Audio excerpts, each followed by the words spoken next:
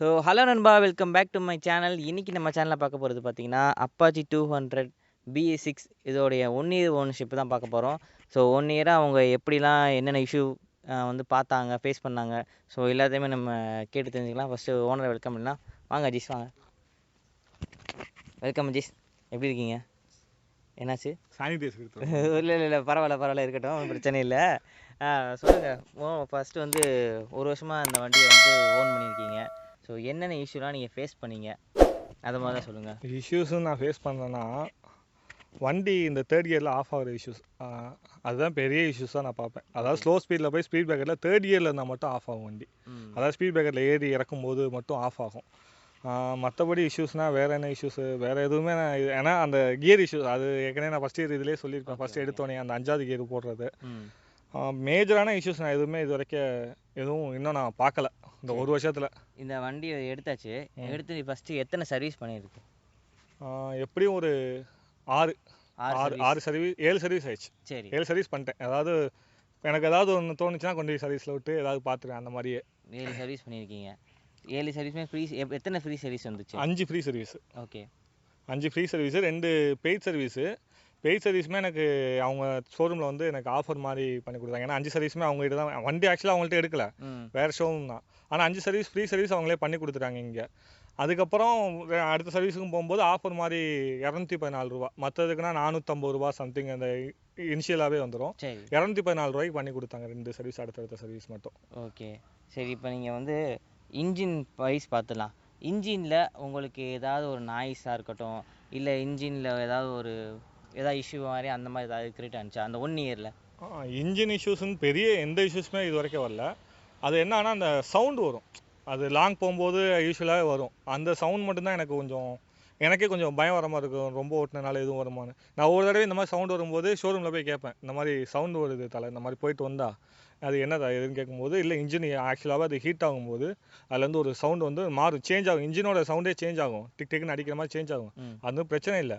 Heat குறைஞ்சதுக்கப்புறம் ஆட்டோமேட்டிக்காக உங்களுக்கு பழைய மாதிரியே இன்ஜின் வந்துடும் அப்படின்னு சொன்னாங்க. ஆனால் இது வரைக்கும் பெரிய இஷ்யூஸ்ன்னு எதுவுமே இன்ஜினில் இது வரைக்கும் பண்ணலை. ஓகே. இப்போ இந்த 1 இயரில் எத்தனை கிலோமீட்டர் வந்து ரன் பண்ணியிருக்கீங்க? ஆல்மோஸ்ட் 14,700 ஓட்டிட்டேன். இன்னொரு 300 வந்தால் 15 கிலோமீட்டர். இந்த வண்டி வந்து லாங்குக்கும் இந்த வண்டி எடுப்பீங்க, லோக்கலுக்கும் எடுத்துப்பீங்க? எல்லாருமே வண்டி மட்டும் தான், டெய்லி வண்டி மட்டும் தான் ஓட்டிட்டு இருக்கேன். டெய்லி யூசேஜ் இந்த வண்டி தான். ப்ளஸ் டூரிங்க்கு எவ்வளோ தூரம் போனாலும் அது ஒரு இதே தெரியாது, நல்லா இருக்கும். ஆமாம். ஓகே. இந்த வண்டியில் 200 சிசி இது எவ்வளோ மேக்ஸிமம் வந்து க்ரூஸ் பண்ணுவீங்க? எந்த ஹைவேஸ்லாம் எத்தனை? 90 to 100 காமனாக ஓட்டுறது. 100 to 110 வரைய நார்மலாக போகும், ஈஸியாக ஸ்மூத்தாக. 120 வரைய வண்டி வந்து ப்ரெஷரே இருக்காது. 125 வரையுமே ப்ரெஷர் இருக்காது வண்டியில், ஸ்மூத்தாக தான் போகும். அதுக்கப்புறம் ஏறும்போது கொஞ்சம் கொஞ்சமாக ஏறும் அந்த மாதிரி. ஆமாம். ஆனால் 125 வரைய எதுவுமே உங்களுக்கு தெரியாது. 125 சாலிடாக க்ரூஸ் ஆகி போயிட்டே இருக்கும். ஸோ இப்போ 120 போனாலும் அதோடைய ஸ்பீடை வந்து கண்ட்ரோல் பண்ணுற மாதிரி பிரேக்கிங் இருக்கா? பிரேக்கிங் பக்காவாக இருக்குன்னு தான் நான் சொல்லுவேன். இப்போ தான் ரீசெண்டாக 12,000 கிலோமீட்டருக்கு அப்புறம் தான் நான் பிரேக் பேட் மாற்றினேன். அதுவுமே கேட்டாங்க மாற்றிடுறீங்களா அப்படின்னு. நல்லா இருக்கான்னு பாருங்க, இல்லைனா மாற்றி விடுங்கன்னு சொன்னேன். கொஞ்சம் தேஞ்சிருக்கு, மாற்றுறது நல்லதுனாங்க. அதோட இப்போ ரீசெண்டாக லாஸ்ட் சர்வீஸ் பண்ணும்போது தான் சேஞ்ச் பண்ணேன். 12,000 கிலோமீட்டருக்கு அப்புறம் தான் மாற்றினேன் பிரேக் பேடு. அதுக்கப்புறம் ரொம்ப சாலிடாக இருக்குது. அதாவது வந்ததுக்கப்புறம் பிரேக் பேடு மாற்றினதுக்கப்புறம் கிடைக்கிற ஒரு சாலிடு நல்லா இருக்குது.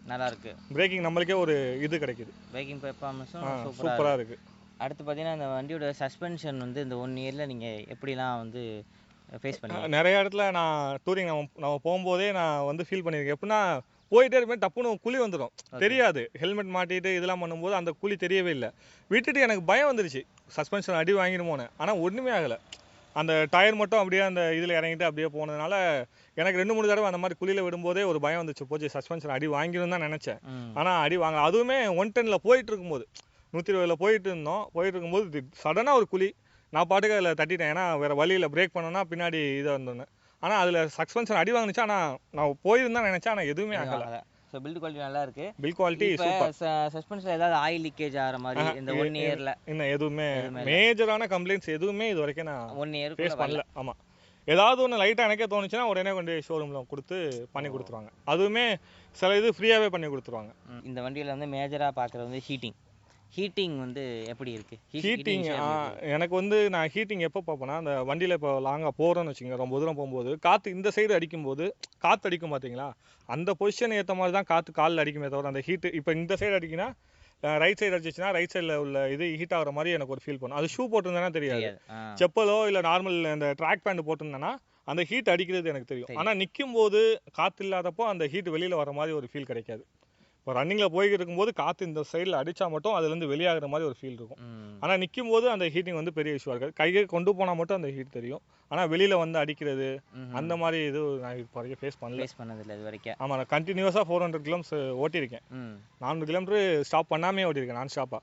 அந்த ஹீட் வந்து அந்த நார்மலான ஒரு இன்ஜின் ஹீட் வரும்ல, ஒரு நார்மலான ஒரு ஹீட்டு தான். ரொம்ப ஹைப்பாக இருக்க மாதிரி அந்த மாதிரிலாம் எதுவுமே நான் ஃபீல் பண்ணலை. சரி, இந்த வண்டியில் வந்து யாருமே நம்ப முடியாத ஒரு விஷயம்னா அது மைலேஜ் மட்டும்தான். இப்போ வரைக்கும் அது யார் சொன்னாலும் நம்ப மாட்டேங்கிறாங்க. ஏங்க 45 கிடைக்குதுங்க ஹைவேஸில் போகும்போதுன்னா, சும்மா இது என் வண்டி 160 அதுவே 38 தான் கிடைக்குது, 30 தான் கிடைக்குது, நீ எப்படி 45 கிடைக்குன்னு இப்படியே சண்டைக்கு வராங்க. நான் நம்பளால இந்த வண்டியில் மைலேஜ் வந்து லாங்க்கு எவ்வளோ தான் கொடுக்குது? சாலிடாக 40 to 45. 40 to 45. 45 வந்து நான் சொன்னது எக்கானமிலே ஓடினா ஒரு 90 to 100 எக்கானமிலே போனால் 45 சாலிடாக கிடைக்கும். கொஞ்சம் க்ரூஸ் பண்ணால் ஒரு 2-3 கிலோமீட்டர் மட்டும் ட்ராப் ஆகும். ஓகே, அவ்வளோதான் தவிர்த்து 45 எக்கானமியில் ஓட்டினா கண்டிப்பாக கிடைக்கும். நான் எடுத்ததுனால சொல்கிறேன். ஏன்னா யூஸ்வலாக நம்ம இதில் கூட வீடியோ இருக்குது, நம்ம பார்த்து செக் பண்ண வீடியோ. அது கொஞ்சம் கேமரானால லோக்கலுக்குள்ளே எவ்வளோ கிடைக்கும்? ஒரு 38 40 38 to 40 கிடைக்கும். ஹைவேஸ் போனோம்னா 45 சாலிடாக எனக்கு தெரிஞ்சு 45 கண்டிப்பாக கிடைக்கும் எக்கானமியில் ஓட்டினா. சத்தியமாக கிடைக்கும். சத்தியமா. சரி, ஓகே. ஸோ பார்த்துக்கங்க, நான் என்னோட இது கிடையாது, நான் ஓனருடைய இன்ஸ்டாகிராம் ஐடி கீழே போடுறேன், எது திட்டா இருந்தாலும் அவனை திட்டிடுங்க.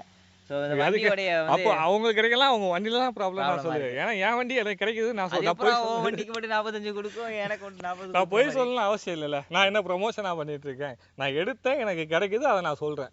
அது அவங்களுக்கு கிடைக்கலாம், போய் கம்மியில் கேட்கலாம். அவன் வண்டி கிடைக்குது, என் வண்டி கிடைக்கலன்னா போய் சண்டே கம்மியில் போடுங்க, என்கிட்ட போடாதீங்க சொல்லிட்டேன். சரி, இந்த வண்டியோடைய லைட்டிங் விசிபிலிட்டி எப்படி இருக்கு இந்த லாங் ரைட்லாம் போகும்போது? எந்த அளவுக்கு எனக்கு தெரிஞ்ச ஒரு ஃபாக் லைட் நான் செட் பண்ணணும்னே நினைச்சிட்டு இருக்கேன். ஏன்னா வந்து எல்இடி கொடுத்துருக்காங்களா, ஹில் ஸ்டேஷன் ஏற்றும் போது இந்த ஃபாக் வரும்போது ரிஃப்ளெக்ட் ஆகுது. ஏற்ற மாதிரி ஃபாக் வந்துச்சுன்னு வச்சுக்கோங்களேன், நம்ம எல்இடி போட்டிருக்கிறதுனால ரிஃப்ளெக்ட் ஆகுது நம்மள்ட்டே. அந்த த்ரோ இல்லாமல் ரிஃப்ளெக்ட் ஆகுது. அதாவது ஃபாக் இருந்துச்சுன்னா கண்டிப்பாக வந்து நம்மள்ட்ட அந்த எல்இடி போய் அடிக்கும்போது த்ரூவாக நம்மள்ட்டே ரிஃப்ளெக்ட் ஆகுது. ஆமாம், அது விசிபிலிட்டி கிடையவே கிடையாது. அது கண்டிப்பாக ஃபாக் லைட் போகணுன்னு தான் நான் சொல்லுவேன். ஏன்னா வந்து ஃபுல்லாக எல்இடி வந்திருக்கு. ஸோ அதனால் ஒயிட்டு தான் வரும். அந்த ஃபாகில் திருப்பி அடிக்கும்போது திரும்பி நம்ம மூஞ்சிலே அடிக்குது. மற்றபடி ஃபாக் இல்லாதப்போ நார்மல் டைம்லாம் ஓகே, பிரச்சனை இல்லை. ஹை பீம் வச்சோம்னா ஒரு ஃபுல் கிளியரன்ஸ் கிடச்சிரும், ரோட ஃபுல் கிளியரன்ஸ் கிடைக்கும். ஆனால் ஃபாக் லைட் வைக்கிறது எனக்கு ஹில் ஸ்டேஷனில் மட்டும் வைக்கிறது நல்லது. ஏன்னா அதிகமாக டூரிங்கு நிறையா ஹில் ஸ்டேஷன் ஏற்றுவோம், அந்த மாதிரிலாம் நினைக்கும் போது ஃபாக் லைட் கண்டிப்பாக வேணும். ஓகே, இந்த வண்டியோடைய வைப்ரேஷன்ஸ் எப்படி ஃபீல் பண்ணுறேன்? என்னென்ன எங்கெங்கெல்லாம் வைப்ரேஷன்ஸ் வருது? வைப்ரேஷன் வந்துட்டு ஒரு 120க்கு மேலே போகும்போது தான் 125 அந்த சொன்னல நார்மல் ஸ்மூத்துக்கு அப்புறம் போகும்போது கொஞ்சம் ஹேண்ட்பேரில் வந்து வைப்ரேஷன் இருக்கும். ஆனால் ஹேண்ட்லிங் நம்ம இதுலேருந்து குறையாது. சரி, ஹேண்ட்லிங் கரெக்டாக இருக்கும். ஆனால் நம்ம ஃபீல் பண்ணுவோம். ஆனால் அதுவே நம்ம க்ளவ் மாட்டியிருந்தோன்னா ஃபீல் பண்ண மாட்டோம். நார்மலாக க்ளவ்ல வெறும் கையோட ஓட்டினா 125க்கு மேலே போகும்போது வைப்ரேஷன் கண்டிப்பாக இருக்கும். வைப்ரேஷன் கண்டிப்பாக மீன்ஸ் ரொம்ப அலப்புறது அந்த மாதிரி கிடையாது. 138 வரை அலப்பாது வண்டி. நான் அதை செக் பண்ணிட்டேன். 135 வரை 38 ஏற்றுற வரைக்கும் அலப்பவே அலப்பாது வண்டி. வாப்ளிங் ஆகாது. நம்ம கண்ட்ரோலில் இருக்கும் வண்டி, ஸ்டெபிலிட்டியாக இருக்கும். நம்ம கண்ட்ரோல்லே வண்டி இருக்கும். அந்த வைப்ரேஷன் எப்படி தெரியும்னா, ஒரு லிமிட்டட் ஸ்பீடுக்கு மேலே போகும்போது இந்த இடம்லாம் அப்படியே இந்த ஹேண்ட்பேக்கில் வந்து உங்களுக்கு ஒரு லைட் வைப்ரேஷன் இருக்கும். காலில் ஃபுட்டில் அந்த இடத்துல எல்லாம் ஒரு ஃபீல் தெரியாது. அதாவது நான் சொல்கிறது 130 வரைய. அதுக்கு மேலே போகிறவங்களுக்கு அது கண்டிப்பாக எல்லா வண்டிலுமே சூப்பர் பைக்ஸாக இருந்தால் தான் அந்த மாதிரிலாம் கிடைக்காது. இதில் கண்டிப்பாக 200 செக்மெண்ட்டில் இருக்கும். 130க்கு மேலே நான் போகும்போது எனக்கு அந்த ஃபீலிங். ஆனால் க்ளவ் மாட்டினீங்கன்னா உங்களுக்கு அந்த கையில் வர வைப்ரேஷன் தெரியாது. அதுக்கு மேலே போகும்போது நம்மளோட ஹேண்ட்லிங் குறையிறது தெரியும். ஓகே, நம்ம லிமிட்டுக்கு மேலே நம்ம போயிட்டுருக்கோம் அப்படின்றது தெரிஞ்சிடும். ஆனால் அதுக்கு தகுந்த மாதிரி பிரேக் நம்ம பண்ணிக்கிட்டோன்னா ஓகே தான். சரி, இப்போ இந்த வண்டியை வந்து நீங்கள் வாங்கும்போது 1,50,000 45, அதாவது நான் இது பண்ணி மார்ஜின்லாம் பண்ணி இருக்கல 1,50,000 வச்சுக்கோங்க. இந்த காசு கொடுத்து வாங்கினதுக்கு இந்த ஒரு வருஷத்தில் வந்து ஒர்த்துன்னு நினைக்கிறீங்களா? சாலிடாக ஒர்த்துன்னு தான் நான் சொல்லுவேன். ஏன்னா இப்போ வரைக்கும் எனக்கு பெரிய வேலை எதுவுமே வச்சதில்லை. நான் வேலைன்னு வண்டியில் சேஞ்ச் பண்ணேன்னா அந்த பிரேக் பேட் மட்டும்தான். அது நான் அடிச்சடிச்சு தேஞ்சது தானே தவிர்த்து வேறு எந்த ஒரு இஷ்யூஸுமே நான் இப்போ வரைக்கும் பார்க்கல. நான் வந்து ஃபஸ்ட் வீடியோவில் சொல்லியிருப்பேன், எனக்கு நான் வந்து என்னோடய ட்ரீம் பைக் வந்து கேடிஎம், அதுதான் ஒரு ட்ரீமாகவே இருக்குன்னு வச்சுங்களேன். இது எடுத்ததுக்கப்புறம் நான் ஆர்டிஆர் ஃபஸ்ட்டு எடுத்ததுக்கப்புறம் தான் ஓட்டினதுக்கப்புறம் இது எனக்கு ஒரு பிடிச்ச மாதிரி ஒரு செட் ஆகின மாதிரி எனக்குள்ள இப்போ வந்து நான் இந்த வண்டியை ஓட்டிட்டு எனக்கு 160 110 ஏதாவது ஓட்டும் போது 110 சிசியில் ஏதாவது 150 ஓட்டும் போது பவர் கம்மியாக இருக்க மாதிரி ஒரு ஃபீல் கிடைக்குது. அது லாஸ்ட் டைம் நான் ஓட்டும் போது நான் ஃபீல் பண்ணாத என் வண்டி க்ரூஸ் பண்ணுறதுக்கும் அந்த வண்டி க்ரூஸ் பண்ணுறதுக்கும் சேஞ்சஸ் இருக்கும்ல. அந்த வண்டி நான் பார்க்கும்போது 160 இல்லை 200 வேற வண்டி எப்படின்றது நம்மளுக்கு தெரியல. நான் வேறு வண்டி எதுவும் ஓட்ட மாட்டேன். அது 200 வேறு யார்ட்டையும் கேட்டு வாங்குறது இல்லை. ஃப்ரெண்டோட வண்டி என் வண்டி ஓட்டி பார்க்கணும்னு சொல்லிட்டு அவர் ஓட்டினாரு, அவர் வண்டியை நான் ஓட்டினேன். அப்போ ஓட்டும் போது அந்த ஃபீல் நல்லா கிடச்சிச்சு. அதாவது நம்ம க்ரூஸ் பண்ணும்போது அந்த ஸ்பீடு வந்து இதான சேஞ்ச் தெரிஞ்சு நம்மளுக்குள்ளே ஓகே நம்ம வண்டி பவர் ஜாஸ்தியாக இருக்குது. இப்போ வந்து இந்த வண்டியோடைய ரைடிங் கம்ஃபர்ட் எப்படி ஒன்று இருக்குது? இப்போ நீ லாங் போயிருக்க, சிட்டிக்குள்ளேயும் போட்டிருக்க, ரைடிங் கம்ஃபர்ட் எப்படி இருக்கு உனக்கு? எனக்கு பெயின் ஏதாவது வருதா? எனக்கு வந்து பெயின் எதுவுமே நான் எதுவும் ஃபீல் பண்ணல. எனக்கு வந்து இந்த சீட்டில் ஏதாவது ஏர் பேக் வைக்கணும் போது மட்டும்தான் எனக்கு தோணும். ஏன்னா லாங் எனக்கு சீட்டில் ரொம்ப நேரம் உட்கார முடியல. அது இந்த சீட்டுன்னு இல்லை, அந்த பைக்கில் அது என்னுடைய பர்சனல் இஷ்யூஸ்னே வச்சுக்கலாம்னு வச்சுக்கோங்களேன். ஒரு ஏர் பேக் வைக்கணும் தான் எனக்கு தவிர்த்து பெயின். நான் ஹைட்டாக இருக்கனால எனக்கு இந்த வண்டி கம்ஃபர்டபுளாக இருக்குது. ஹேண்ட்லிங்காக இருக்கட்டும், ஃபுட்டு நம்ம வைக்கிறதா இருக்கட்டும், அப்போ வந்து நம்மளுக்கு ஹேண்ட்லிங் நல்லா இருக்கிறதுனால எனக்கு வந்து பெரிய இதாக தெரியல. எனக்கு இது ஹைட் ரொம்ப ஹைட்டாக இருக்கு. 6 ஃபீட் ஒரு 6 இருப்பேன்னு வச்சுங்களேன். 5, 8, 9 இல்லை 6 இருப்பேன். எனக்கு தெரிஞ்சு ஒரு 6 இருப்பேன். ஓகே. ஸோ உனக்கு வந்து இந்த கால் இடிக்கிற மாதிரி ஏதாவது இல்லை? அதுதான் சொல்கிறேன், எனக்கு கரெக்டாக இருக்குன்னு சொல்கிறேன். இந்த இருக்குது பார்த்தீங்களா, இந்த இடம் தனியாக தெரியுது பார்த்தீங்களா? ஆமாம். இந்த இதோட அந்த கட்டிங்கோட உனக்கு இதுவாகுது. இந்த இடம் கூட போகாது, இந்த ஏர் வர மாதிரி இருக்குல்ல, இதோட இங்கெல்லாம் போகாது. ஏன்னா இங்கே உங்களுக்கு பார்த்தீங்கன்னா தெரியும், இந்த இடம் மட்டும் இதாக இருக்கும், இங்கெல்லாம் தூசி இருக்கும். இந்த இடம் ஏன்னா அந்த இடத்துல மட்டும் தனியாக தெரியும் உங்களுக்கு, தூசி அந்த இடத்துல ஃபார்ம் ஆகும், இந்த இடத்துல ஃபார்ம் ஆகும். ஏன்னா கால் கரெக்டாக இந்த இடத்தோட எனக்கு ஸ்டாப் ஆகிடும். அதனால உனக்கு வந்து ஹேண்டில் பார் இதுவுமே எனக்கு கம்ஃபர்டபுளாக இருக்கும் ஹேண்ட் பண்ணுறதுக்கும். என்னால் இங்கே வர கூட கொஞ்சம் பெயினாக இருக்க மாதிரி நான் பின்னாடி கூட வந்து உட்காந்துப்பேன், நல்லாயிருக்கும், ஒரு கம்ஃபர்டபுளாக இருக்கும். உங்களுக்கு டேங்க் வந்து ஃபுல்லாக வந்துடுறதுனால உங்களுக்கு வந்து பிரேக் அடிக்கும் போது முன்னாடி போகிறதோ பெரிய அந்த மாதிரி இழுத்துட்டு போகிறதோ எதுவுமே கிடையாது. இப்போ இந்த வண்டியில் வந்து விண்ட் பிளாஸ்ட் வந்து நீ என்ன ஸ்பீடில் போகும்போது இதை ஃபீல் பண்ணுற? ரொம்ப அதிகமாக விண்ட் பிளாஸ்ட் ஆகுது. என்னால் எங்கள் ஊர் சைடு போக முடியாது. எங்கள் தொண்டி சைடு போனேன்னு வச்சுங்களேன், எங்கள் ஃபுல்லாக கடற்கரை காற்று, ஈஸியாக நல்லா அடிக்கும். ஈஸியாரில் எனக்கு விண்ட் பிளாஸ்ட் பயங்கரமாக அடிக்கும். என்னால் 100 மேலேயே போக முடியாது. செம்ம விண்ட் பிளாஸ்ட் இருக்கும். ஏன்னா எங்கள் ஊர் அந்த வந்து கடற்கரை காற்று நல்லா தள்ளும். ஃபஸ்ட் ஈஸியானா பக்கத்துலேயே கடல் இருக்கும், தண்ணி இருக்கும், இருக்கிறதுனால காற்று வந்து பலமாக இருக்கும். அப்படின்றப்போ 120 போகும்போது இழுக்கும் வண்டி, அளப்பு நல்லா தெரியும். ஒரு 100 மேலே என்னால் க்ரூஸ் பண்ண மாட்டேன். நான் ஊருக்கு போயிட்டேனாவே ஒரு 110க்கு மேலே நான் க்ரூஸ் பண்ணவே மாட்டேன். ஏன்னா வண்டி வந்து விண்ட் பிளாஸ்ட் பயங்கரமாக இருக்கும், இழுத்துரும். இப்படி அடிக்கும்போது நம்மளே தள்ளும். அது எந்த வண்டி போனாலுமே அப்படியான எனக்கு விண்ட் பிளாஸ்ட் இதில் நல்லா தெரியும். ஆனால் இதுக்கு வைசரும் மாற்ற முடியல, அது ஒரு பெரிய ட்ராப் எனக்கு வந்து. இதில் எந்த வைரஸ், இப்போ வைசர் இது தனியாக இருக்க மாதிரி இருக்கா, இல்லை வைசர் போட்டோன்னா இப்படி நிற்கும், வண்டியை விட்டு தனியாக நிற்கிற மாதிரி இருக்கும். BS4 வந்து கரெக்டாக இருக்கும், BS6 வந்து இதுவாக இருக்குது. சரி, இந்த வண்டியோடைய ப்ளஸ்ஸான விஷயங்கள்லாம் சொல்லு. ஒரு ப்ளஸ்ஸான ஒரு 3 பாயிண்ட்டு, மைனஸான ஒரு 3 பாயிண்ட் இந்த வண்டியில். ப்ளஸ்ன்னு சொன்னேன்னா க்ரூஸ் பண்ணுறது, ஸ்பீடு, கம்ஃபர்டபுள்.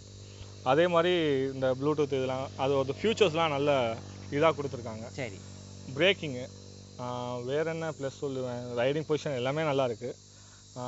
ட்ராப்புன்னு சொன்னேன்னா அந்த 5 கியர் என்னால் அது மட்டும் என்னால் இது பண்ணவே முடியலை. ஏன்னா நான் 120 போகும்போது இன்னொரு கியர் இருக்கும், இன்னொரு கியர் மட்டும் இதில் இருந்துச்சுன்னு வச்சுக்கோங்களேன், வேறு எந்த வண்டியுமே இது பக்கத்தில் நிற்க முடியாது, அந்த அளவுக்கு இருக்கும். பவர் இருக்குது, பயங்கரமாக இருக்குது பவர். ஆனால் வந்து 5 கியர் பாக்ஸ் தான் கொடுத்துருக்காங்க. 6 கியர் கொடுத்துருந்தாங்கன்னு வச்சுக்கோங்களேன், மற்ற வண்டி பக்கத்தில் கண்டிப்பாக நிற்க முடியாது. வேறு ஏதாவது ட்ராபேக் வந்துட்டு அந்த ஆஃப் ஆகிற இஷ்யூஸ் எல்லாத்துலேயுமே இருக்குன்னு சொல்கிறாங்க. அது என்ன இஷ்யூஸ்ன்னு தெரியல. ஆனால் அது பெரிய மைனஸ் எப்படி சொல்கிறதுனா, இப்போ நம்ம 3rd கியரில் மெதுவாக தான், ஸ்பீட் பிரேக்கரில் மெதுவாக தான் போகும். டக்குன்னு ஒரு ஆஃப் கிளச்சு பிடிச்சாதான், ஃபுல் கிளச்சு பிடிச்சி நீங்கள் போனீங்கன்னா ஆஃப் ஆகிடும் வண்டி ஆஃப் ஆகிடுது. ஆமாம், அது ஆமாம் 3rd கியரில். என் வண்டியில் அந்த ஃபஸ்ட்டு ரிலீஸ் பண்ண வண்டியில் எல்லாத்துலேயுமே அந்த மேஜர் ப்ராப்ளம் இருக்குது. இப்போ உள்ள வண்டியில் வந்து சேஞ்ச் பண்ணிட்டாங்களா என்னன்றது தெரியலை. பில்டு இந்த இடத்துல எல்லாம் சில டைத்தில் பெயிண்ட் இதாகிடுது. அந்த பில் குவாலிட்டி, அதாவது பெயிண்ட் உரியது வந்து இங்கே அந்த சஸ்பென்ஷன் அந்த இதுலாம் பெயிண்ட் இதாகுது. நான் உங்கள்கிட்ட இதுக்கும் எனக்கு நல்ல ரெஸ்பான்ஸ் கொடுத்தாங்க. நீங்கள் வேணால் வண்டியை கொண்டு வந்தாங்க, நான் ரீபெயிண்ட் பண்ணி தரேன். நாங்கள் கம்பெனியில் இங்கே தான் டிவிஎஸ்ல காருக்குள்ளே அந்த அண்ணனே சொன்னாங்க, ஒன்றும் பிரச்சனை இல்லை தம்பி, இது உரியுதா உங்களுக்கு, ஒன்றும் பிரச்சனை, நான் ரீபெயிண்ட் பண்ணி கொடுக்குறேன் அப்படின்னு தான் சொன்னாங்க. அதே மாதிரி அவங்களுடைய கஸ்டமர் கேரும் ரொம்ப ரெஸ்பான்சிபிளாக, ஏதாவது ஒன்று ஃபோன் பண்ணாங்க. இப்போ நான் சர்வீஸ் விட்டு வந்துட்டேன்னா உடனே ஃபோன் பண்ணிடுவாங்க. ஏதாவது ஒரு பிரச்சனை இருக்கா, பண்ணி கொடுக்கல ஒழுங்கா, எங்ககிட்ட சொல்லுங்கள் அப்படின்னு சொல்லி உடனே கால் பண்ணுவாங்க. இப்போ நான் சர்வீஸ் விட்டு வந்துட்டேன்னா அடுத்த நாளே எனக்கு ஃபோன் வந்துடும். ஏதாவது நான் உங்கள்கிட்ட கம்ப்ளைண்ட் பண்ணேன்னு வச்சுக்கோங்களேன், நான் எந்த ஷோரூமில் விட்டனோ அந்த ஷோரூமில் எனக்கு ஃபோன் பண்ணுவாங்க. சார் இந்த மாதிரி கம்ப்ளைண்ட் நீங்கள் இங்கே சொல்லியிருந்தீங்களா, வண்டியை உடனே கொண்டு வாங்க சார், நாங்கள் பார்க்குறோம் மறுபடியும் அப்படிம்பாங்க. பரவாயில்ல. ஸோ கம்பெனி வைஸ் உங்களுக்கு நல்லா சப்போர்ட் பண்ணுறாங்க. கண்டிப்பாக ஃபாக் லைட் போடணும். எனக்கு தெரிஞ்சு டூரிங் போகிறவங்க கண்டிப்பாக ஃபாக் லைட் போட்டுக்கிறது நல்லதுன்னு சொல்லுவேன். ஏன்னா ஃபுல்லாக எல்இடி தான், கம்ப்ளீட்டாக வந்து டிஆர்எல் வந்து எல்இடியாக தான் இருக்கும். அதனால ஃபாக்லலாம் ஓட்டவே முடியாது, உங்களால் கண்டிப்பாக ஓட்ட முடியாது. அது நான் அனுபவிச்சதுனால சொல்கிறேன். ஓகே, புரியுது. ஸோ அவ்வளோதான். எனக்கு தெரிஞ்சு நான் நிறையா வந்து கொஸ்டின் கேட்க வேண்டியதெல்லாம் கேட்டேன்.